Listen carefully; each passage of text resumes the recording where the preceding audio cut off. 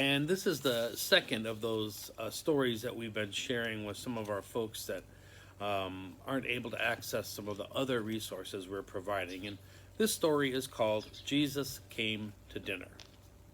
Ruth looked at the envelope again. There was no stamp, no postmark, just her name and address, and she decided to read the letter again. Dear Ruth, I'm going to be in your neighborhood Saturday afternoon, and I'd like to stop by for a visit. Love always, Jesus. Her hands were shaking as she placed the letter on the table. Why would the Lord want to visit me? I'm nobody special. I don't have anything to offer. With that thought, Ruth remembered her kitchen cabinets were empty. Oh my goodness, I don't have anything to offer him. I'll have to run down to the store and buy something for dinner. She reached out to get her purse and emptied out its contents. $7.42. Well, she thought, I can get some bread and cold cuts at least. She put on her coat and hurried out the door. A loaf of French bread, a half-pound of sliced turkey, and a carton of milk, leaving Ruth with a grand total of 12 cents to her name until Monday. Nonetheless, she felt satisfied as she headed home, her meager offerings tucked under her arm. Hey, lady, can you help us? Can you help us, lady? Ruth had been so absorbed in her dinner plans, she had not even noticed two figures huddled in the alleyway, a man and a woman, both dressed in little more than rags.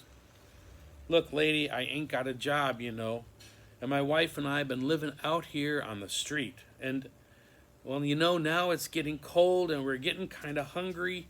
And if you could just help us, lady, we'd really, really appreciate it. Ruth looked at them both. They were dirty. They smelled bad. And frankly, they looked as if they could get some kind of work if they really wanted to. Sir, I'd like to help you, but I'm a poor woman myself. All I have is a few cold cuts and some bread, and I'm having a really important guest for dinner tonight. I was planning on serving that to him. Yeah, well, okay, lady, we understand. Thanks anyway. The man put his arm around the woman's shoulder, turned, and headed back into the alley. As she watched them leave, Ruth felt a familiar twinge in her heart. Sir! Wait. The couple stopped and turned around as she ran down the alley after them. Look, why don't you take this food? I'll figure out something else to serve my guest. And she handed the man her grocery bag. Thank you, lady. Thank you very much. Thank you. It was the man's wife, and Ruth could now see that she was shivering. You know, I have another coat at home. Here, why don't you take this one? Ruth unbuttoned her jacket and slipped it over the woman's shoulders. Then, smiling, she turned and walked back to the street.